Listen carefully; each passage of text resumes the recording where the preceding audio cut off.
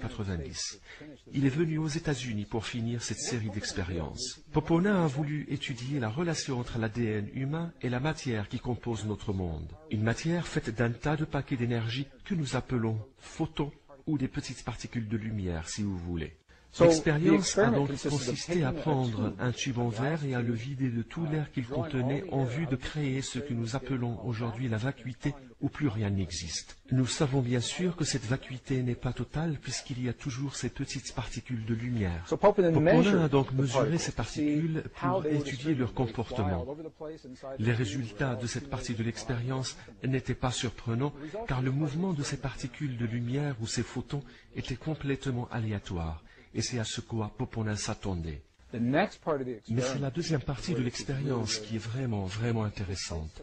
Car après avoir placé l'ADN humain dans ce tube et mesuré les photons, on s'est rendu compte que l'ADN humain avait affecté les photons et que ces photons avaient adopté une configuration différente.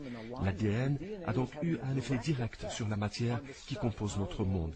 C'est précisément ce que les anciennes traditions spirituelles ont toujours dit. Nous avons quelque chose en nous qui affecte notre monde.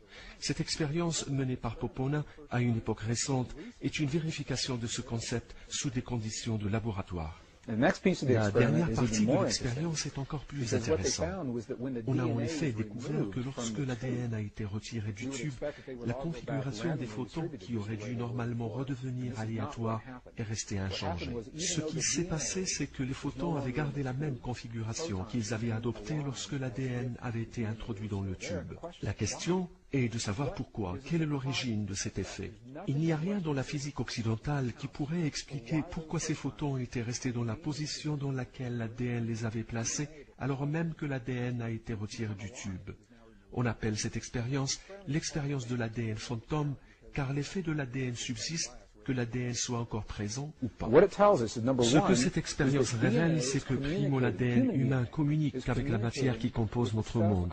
Ces paquets d'énergie qui sous-tendent toute la matière communiquent à travers un champ qui n'était pas reconnu dans le passé. La science parle de ce champ comme d'un nouveau champ. À mon sens, ce champ a toujours existé, mais on ne le reconnaissait